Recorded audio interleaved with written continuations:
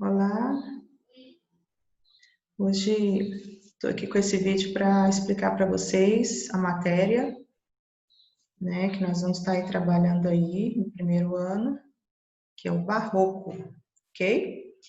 E aí também, nesses slides que eu vou mostrar para vocês, tem a atividade, tá? De língua portuguesa e de produção textual, e eu vou estar explicando também, tá lá no finalzinho dos slides, tá bom?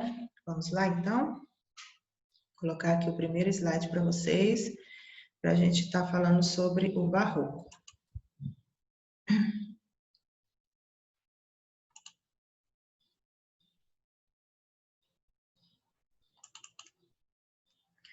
Olha só, o Barroco foi o estilo que dominou a arquitetura, a pintura e a literatura e a música na Europa do século XVII, tá bom? Então, ali no finalzinho do Renascimento, começou ali na Itália, tá?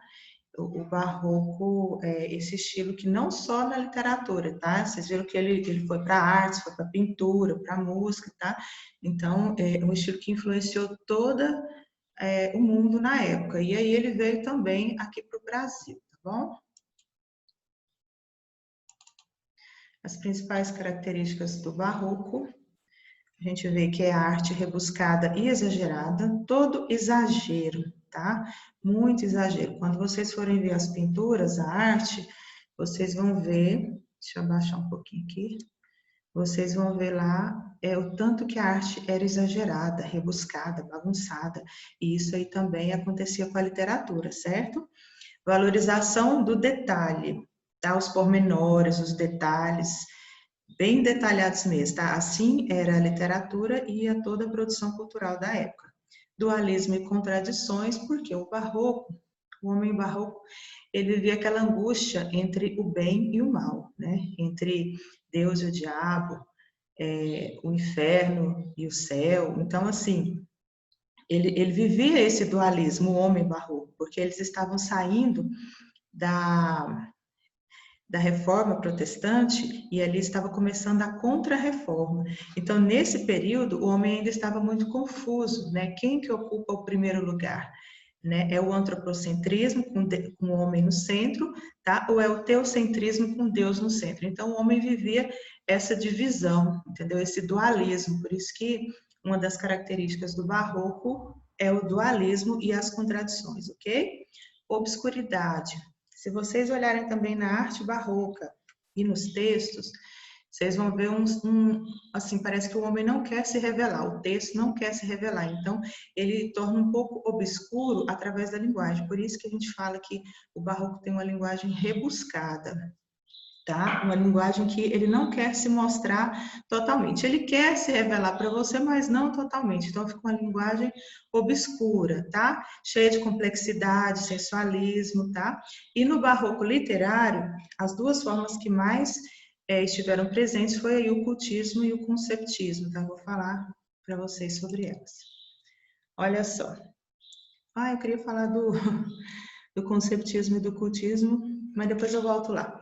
Ok, os principais autores barrocos do Brasil são, a gente tem aqui, deixa eu voltar, perdi aqui, peraí.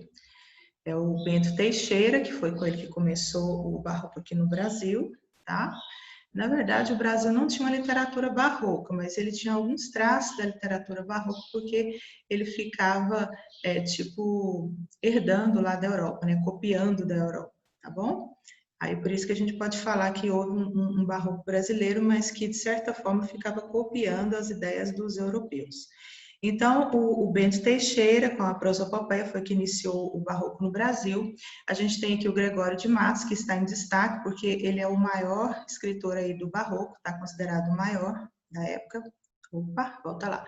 O Manuel Botelho de Oliveira, Frei Vicente de Salvador e Frei Manuel de Santa Maria de Itaparica. Esses aí são os autores do barroco brasileiro. Eu não coloquei aqui os barrocos de Portugal, tá? Mas vocês podem procurar. Aqui, o cultismo e o conceptismo. Isso aqui tem a ver com a forma de escrever, tá?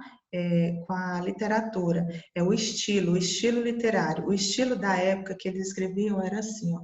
O cultismo, ele tem a ver com a forma, vem de culto mesmo, tá? É o jogo de palavras, a linguagem é rebuscada, a linguagem é culta. Aqui, para você saber diferenciar o cultismo do conceptismo, eu gravei assim. O cultismo é a forma que é rabiscada, ou seja, a maneira que o texto foi escrito, que é bem assim rabiscado, confuso, sabe? Difícil de entender. Agora, o conceptismo, as ideias são bagunçadas, tá? Aí já não é a forma da escrita, aí já são as ideias, que fica aquele jogo de ideias. Aí, esse conceptismo é que trabalha já as ideias, tá? O conceito. Então, aqui, essas duas formas, esses dois estilos foi o que marcou a literatura barroca, tá? Cultismo e conceptismo. Grava isso, porque isso daqui é uma das coisas que mais cai aí quando cai essas questões de Enem, do barroco, o cultismo e o conceptismo estão lá, tá bom? A linguagem do barroco, como a gente já falou, dualista, contraditória, tá? Só que tem algumas figuras de linguagem que predominam nessa linguagem do barroco, e vocês já até imaginam quais são, né? A antíntese, que é ideias contrárias, tá? É o recurso mais utilizado no barroco, por meio da utilização de conceitos opostos. Aí tem um exemplo aqui, ó. De vossa alta clemência me despido, se basta a vós irar tanto um pecado, do Gregório de Matos. A antíntese está em clemência e irar, tá? A antíntese, as palavras geralmente são opostas mesmo, tá? Por exemplo, céu, inferno, amor, ódio, tá? São palavras que já são opostas por si mesmo, frio, quente, aberto, fechado, tá? Então, são palavras opostas já mesmo de origem. Agora, o paradoxo é as expressões, as ideias são contrárias, tá? Então, é diferente da antítese nesse aspecto, porque ele é uma ideia contrária, assim como a antítese, sim, só que a diferença é que ele não está naquelas palavras que originalmente já eram contrárias, como na antítese. Aqui, no caso, as expressões se tornam contrárias ou absurdas dentro do contexto do texto, tá bom? Então, é mais ou menos assim. Tem esse exemplo aqui, pequei, Senhor, mas não porque hei pecado. Esse exemplo não está muito bom. Depois eu dou um exemplo para vocês melhorzinho, tá bom? A hipérbole, volta lá, hipérbole. Utilização de expressões exageradas. Exemplo, romperam-se, enfim, cataratas do céu. Do padre Antônio Vieira. A hipérbole, a antíntese, paradoxo, são recursos muito usados na língua portuguesa e que caem muito também no Enem, tá? Estava dando uma olhada na prova do Enem e vou falar, eu acho que 30% da prova caiu figuras de linguagem. E nos últimos anos também tem caído bastante a figuras de linguagem, tá? Então, estudem figuras de linguagem para o Enem. A hipérbole está aqui, uma ideia exagerada. A hipérbole é fácil de vocês acharem, tá? Igual aqui, ó, cataratas do céu, romperam-se, enfim, cataratas do céu. Né? Um exagero, tá? Sempre um aumento muito grande. A hipérbole está aqui, cataratas do céu. Outro exemplo de figura de linguagem bastante conhecida é a metáfora, a utilização de palavras ou expressões análogas. Por exemplo, eu sou o Senhor, a ovelha desgarrada, do Gregório de Matos. Olha só a metáfora, ovelha desgarrada quer dizer um pecador.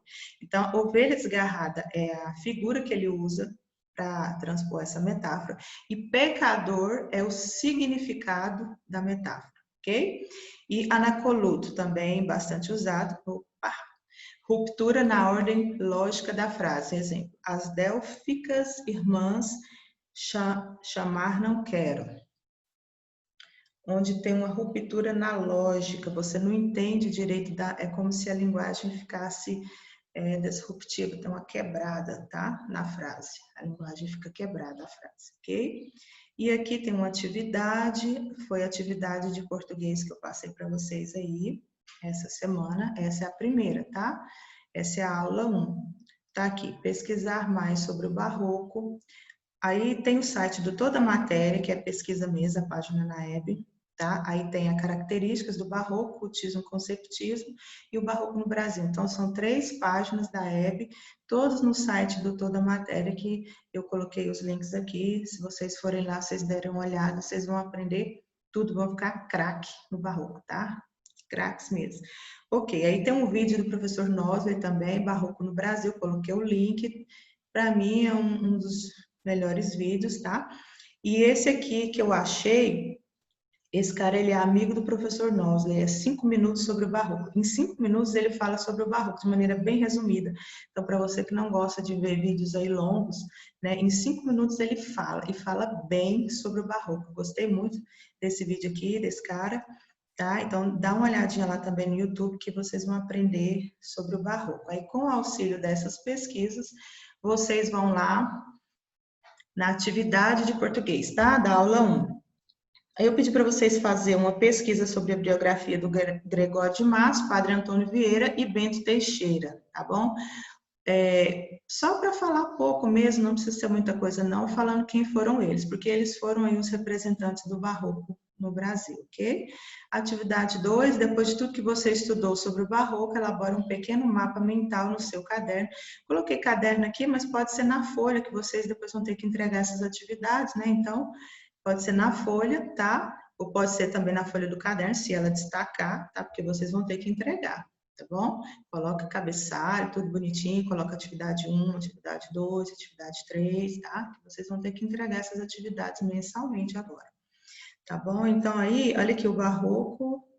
Assim, um mapa mental sobre o barroco. Tudo que vocês entenderem, vocês vão assistir os vídeos, aí aquilo que vocês pegarem lá, tudo que vocês conseguirem pegar dos vídeos ou das páginas lá do Toda a Matéria, vocês fazem aí um mapa mental, um resumão, tá bom? E não esquece de colocar a ideia do cultismo e do conceptismo nesse mapa mental. A atividade 3 é para entrar no quiz. Eu achei essa atividade aqui lá na internet. Se vocês colocar, às vezes vocês não conseguirem pelo link, mas só se você digitar o quanto você entende sobre o movimento barroco, já vai sair lá, e quis, né? Então já vai sair lá, tá? Aí vocês respondam as questões para ver se vocês estão sabendo bem ou não, e depois vocês colocam quantas questões vocês acertaram na folha, tá? Na atividade 3. É bastante simples lá, são questões assim bem interessantes, eu gostei, vocês vão gostar também e é divertido de fazer também, tá bom? Aí aqui a atividade de produção textual, a aula 1, tá? Coloquei junto aqui, porque tudo tem a ver. Olha só, substituir a palavra Bahia pela palavra Brasil e fazer uma paródia do poema de Gregório de Matos. Tá aqui um dos poemas mais conhecidos de Gregório de Matos, que é A Triste Bahia, tá? Onde tiver Bahia no poema, igual aqui, ó, tem Bahia, vocês vão colocar Brasil, tá? E pode mudar algumas coisinhas também no poema que vocês quiserem mudar, colocar mais, né, para agora o contexto de vocês, para a época, para nossa época, tá? E aí vocês vão fazer uma paródia, tá? Desse poema, vocês viram que é um soneto, ó, 2 quartetos e 2 tercetos aqui, né? Então vocês vão fazer uma paródia, vocês sabem o que é paródia, né? Que é uma imitação, tá? É uma imitação desse poema aqui. Vocês vão construir um outro poema parecido com esse, que vai lembrar esse, mas que não é esse, tá? Da Bahia.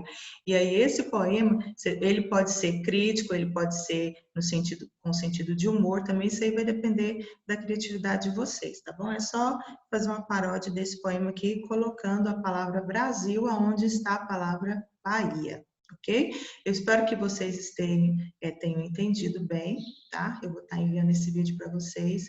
Qualquer dúvida, lá no site do GR8 tem um chat, né? Tem um chat lá. E aí a gente conversa por lá, tá bom?